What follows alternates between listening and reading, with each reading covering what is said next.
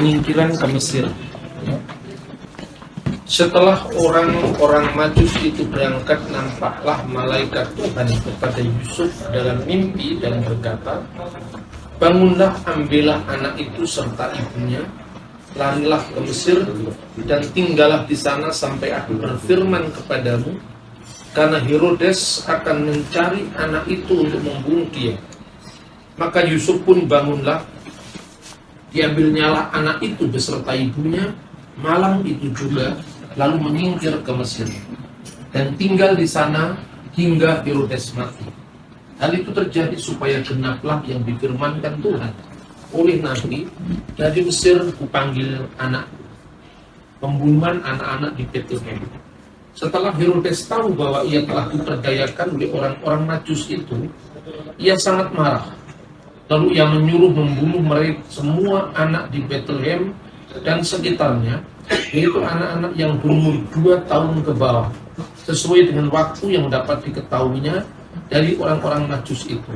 Dengan demikian genaplah firman yang disampaikan oleh Nabi Yeremia, "Terdengarlah suara di Rama, tangis dan ratap yang amat sedih. Rahel menangisi anak-anaknya dan ia tidak mau dihibur, sebab mereka tidak ada lagi." Setelah Herodes mati, nampaklah malaikat Tuhan kepada Yusuf dalam mimpi di Mesir, katanya, "Bangunlah, ambillah anak itu serta ibunya dan berangkatlah ke tanah Israel, karena mereka yang hendak membunuh anak itu sudah mati." Lalu Yusuf pun bangunlah, diambilnyalah anak itu serta ibunya dan pergi ke tanah Israel.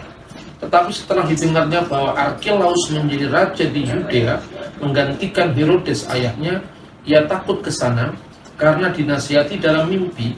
Pergilah Yusuf ke daerah Galilea. Setibanya di sana, ia pun tinggal di sebuah kota yang bernama Nazaret. Hal itu terjadi supaya genaplah firman yang disampaikan oleh nabi-nabi bahwa ia akan disebut orang Nazaret. Nah, dalam catatan Injil Matius ini dengan jelas disebutkan bahwa Yesus beserta Bunda Maria dan Yusuf itu pernah mengungsi ke Mesir. Biasanya kalau kita melihat perkembangan para teolog abad lalu, khususnya teologi liberal, itu semua yang dicatat dalam Alkitab itu dianggap hanya cerita fiktif. Bahkan mereka menganggap bahwa kisah tentang pembunuhan anak-anak di Betlehem itu hanya merupakan setting dari gambaran Musa. Jadi oleh perjanjian baru dimirip-miripkan dengan kisah Musa. Karena kalau Musa masa kecilnya juga terancam bunuh, maka Mesias yang akan datang juga terancam bunuh. Tetapi teolog-teolog sekarang dengan amat kaya dan melimpah ruahnya bukti-bukti arkeologi, pandangan semacam ini sudah ditinggalkan orang. Kemarin kita sudah belajar tentang munculnya atau berkembangnya biblical archaeology. Jadi arkeologi Alkitab yang diawali dari penemuan batu Rosetta pada tahun 1795 di desa Rasid dekat Alexandria. Nah, penemuan batu Rosetta yang ditemukan di Mesir ini memunculkan studi yang sangat serius tentang huruf-huruf kuno, tulisan-tulisan kuno, dan sejak saat itu tentu eksistensi gereja-gereja kuno itu dianggap penting kembali untuk dilacak, ya, karena kita melihat bahwa dampak dari teologi liberal itu luar biasa, termasuk sampai semua situs-situs kuno yang dipertahankan secara turun-temurun oleh generasi Kristen dianggap itu dongeng. Makanya di satu pihak sebetulnya itu pandangan yang tidak ilmiah. Karena apa? Dia menghapus berita-berita kuno. Itu dalam ilmu sejarah pun salah. Kita tidak mungkin mempercayai berita dari abad 21 tentang Pangeran Diponegoro dengan menyangkal tulisan-tulisannya Sentot Prawirotirjo, tulisannya Kiai Mojo, bukti fisik bahwa ada perkampungan Jawa Tondano di Manado, kan begitu kan? Jadi bukti-bukti historis ini sangat kuat menyuarakan pentingnya kembali naskah-naskah kuno yang ditulis oleh para bapak gereja awal, yang itu membuktikan bahwa cerita-cerita Alkitab ini bukan cerita fiktif, tetapi memang nyata. Bahkan kalau kita melihat dalam buku-buku yang ini tidak mungkin dijumpai di gereja barat. Justru berita itu muncul misalnya di gereja-gereja kuno yang sejak abad pertama berdiri.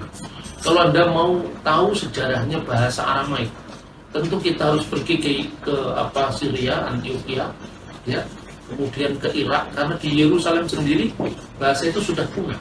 Justru dilestarikan komunitas Kristen di Syria, di Jabalaha, Ma'lula, Saidnaya, yang sampai sekarang masih memakai bahasa Arab.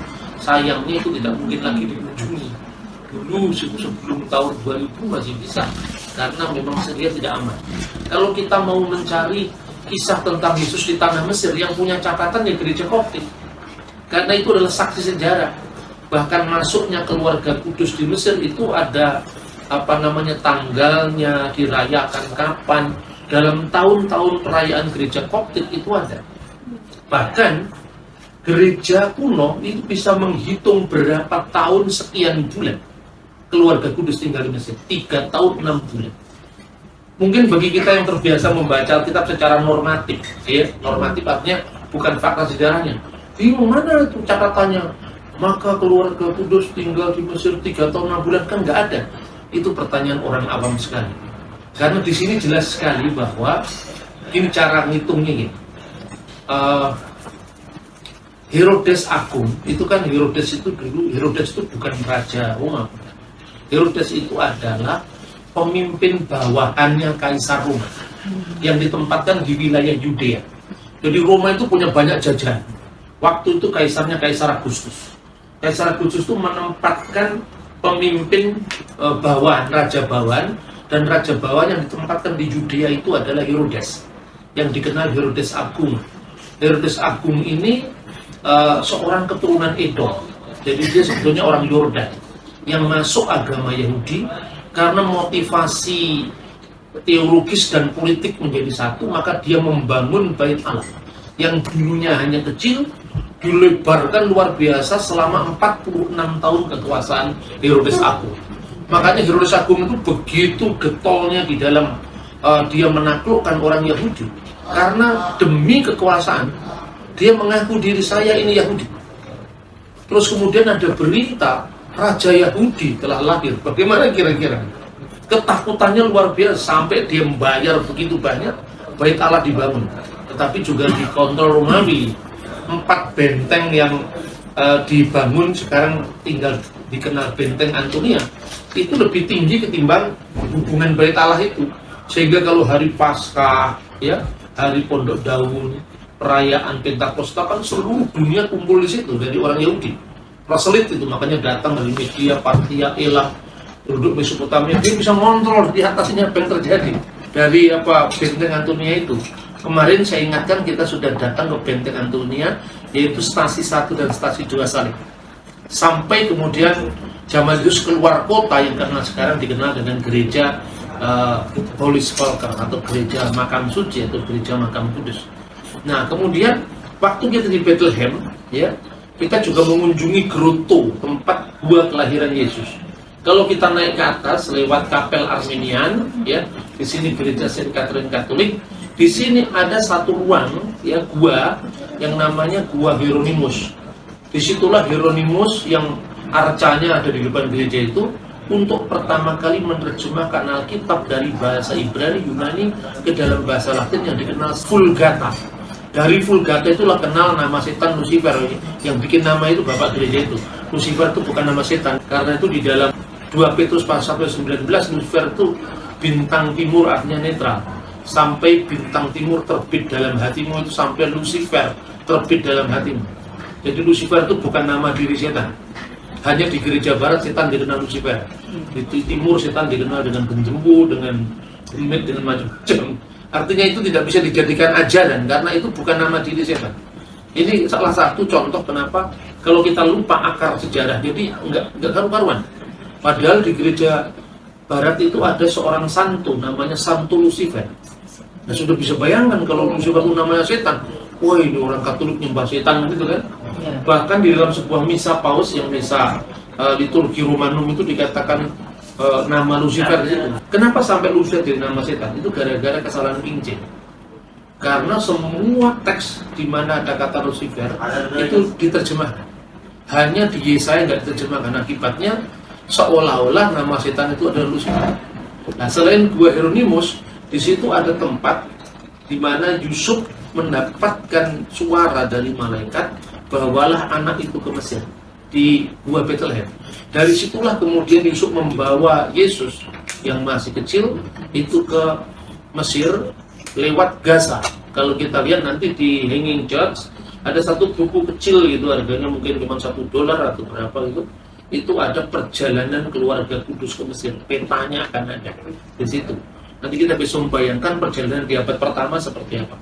Tentu yang pertama biasanya orang-orang Indonesia dan orang-orang Barat biasanya berpikir, ini hanya fiksi, ini hanya dongeng. Bagaimana kita tahu jalurnya di situ? Anda justru begitu tidak ngerti arkeologi. Pada mulai zaman Abraham sampai zaman Yesus, jalur darat dari padang pasir itu tidak berubah. Karena di mana jalur darat itu muncul selalu ada oase. Kalau nggak ada oase kan orang mati. Oase itu tidak pernah pindah-pindah. Hari ini kita ke sini, besok janjian kemudian ke 10 meter ke atas, tidak, oase tetap. Makanya dari mana kita tahu tentang heptapegon, tapegan? Karena ada temuan 7 mata air. Meskipun tidak lengkap 7 lagi, tapi masih ada 3. Di situ ada banyak mata air, maka dibangun gereja. Di situ ditemukan yang namanya Mensa Christi dan sebagainya. Nah kemudian selain jalur padang pasir yang namanya Jalan Raja, itu dari zaman Abraham, Hagar, Yusuf, semua jalannya di situ. Kemudian jalan laut yang dikenal Via Maris. Kemarin kita mengunjungi gereja Via Maris tapi tutup ya, kita di depannya. Via Maris itu jalan lewat Mediterranean Sea, Laut Tengah. Dan itu menjadi jalur dari perjalanan orang pada zaman purba sampai zaman sekarang. Terus yang berikut, dari mana kita tahu masa itu ya, yang dibunuh Herodes anak sekitar di bawah 2 tahun kan? Di dalam Alkitab kan jelas kan? Nah, Yesus itu dihitung kelahirannya kira-kira 750 setelah berdirinya kota Roma. Itu hitungannya ada. Hanya orang-orang yang belajar arkeologi yang tahu begitu.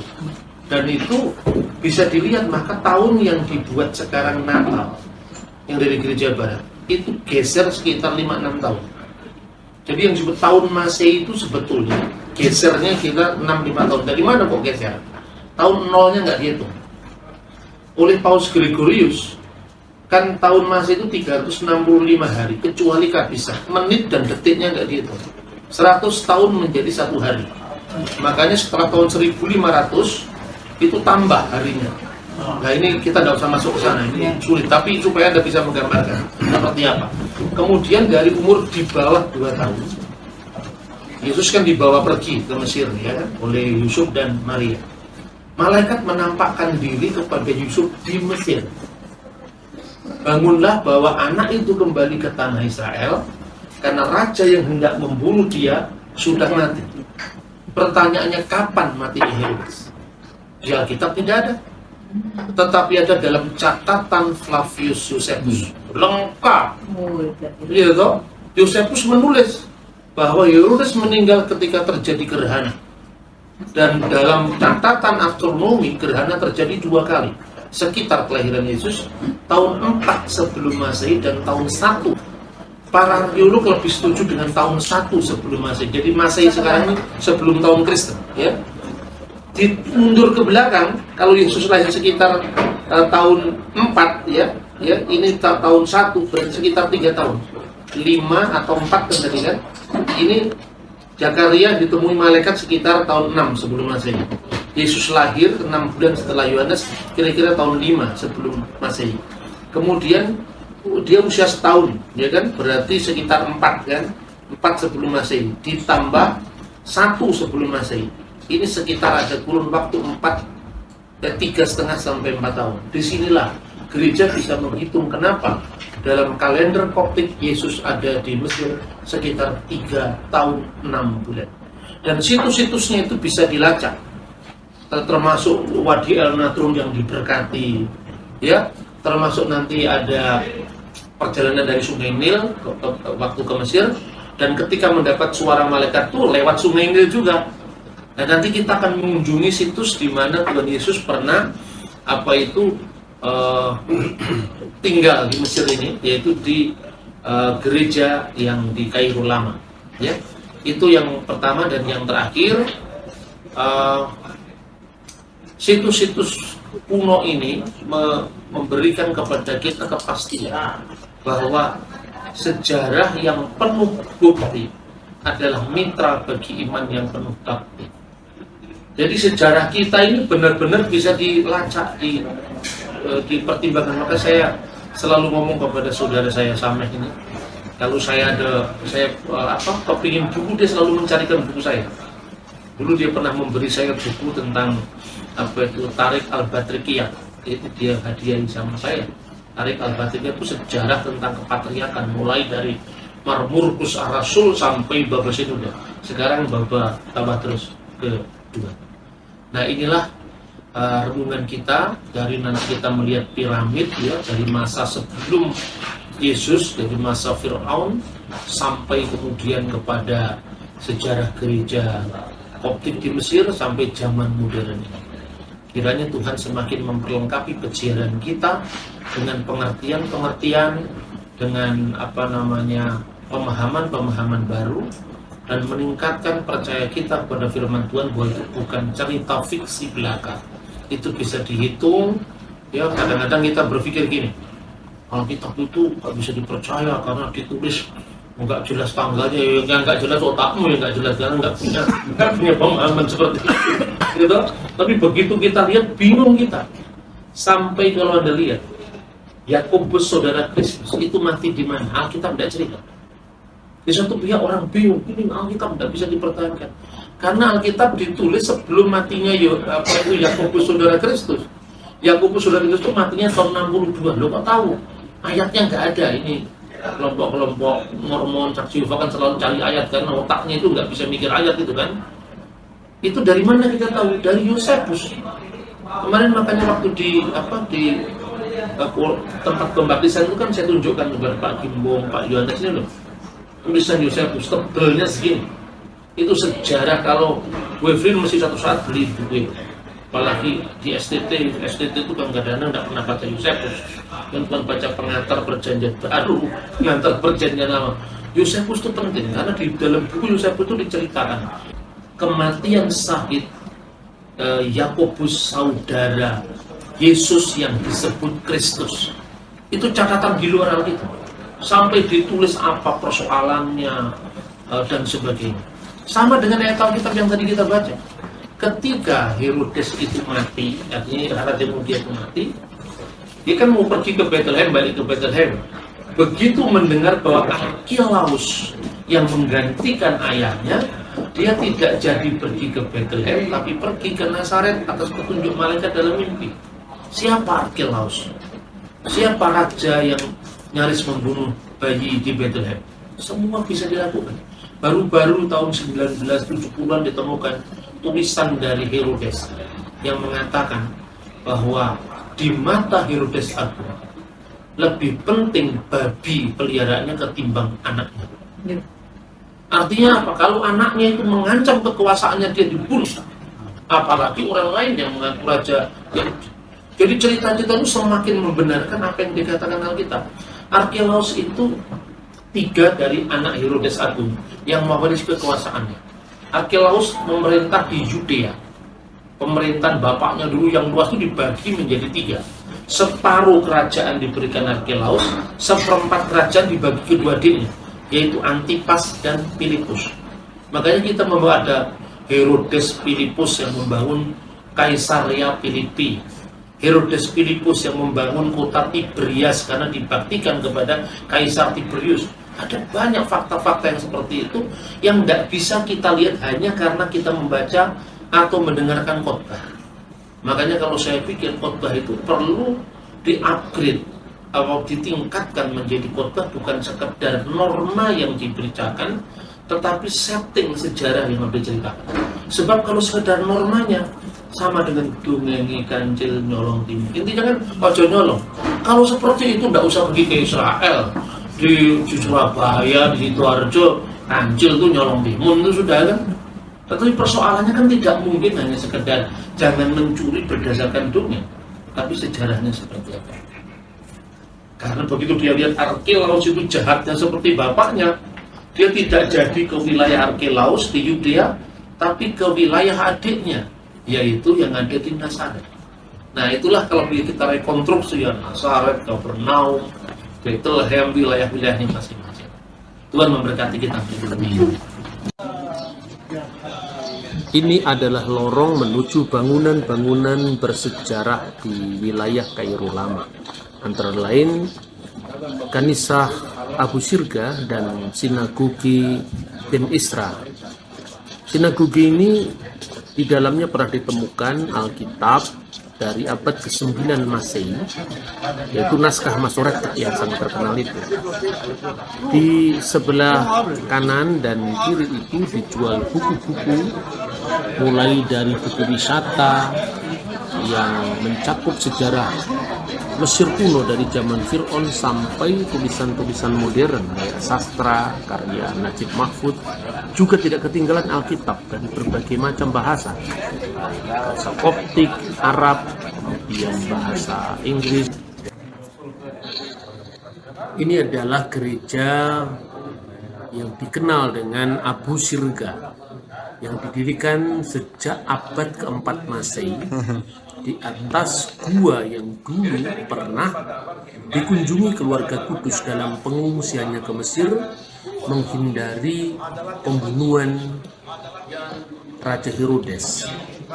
Dan di tempat ini sekarang dikenang dengan gereja Abu Sirga karena dikaitkan dengan dua orang kudus, Abu Sirga dan Bagus, Sergius dan Bagus. Ini adalah tempat yang bisa dikunjungi, yaitu lorong ke bawah menuju ke tempat yang paling suci dari gereja ini, karena ini adalah rumah tempat tinggal keluarga Kudus selama pengungsiannya di bumi Fir'aun di Mesir ini.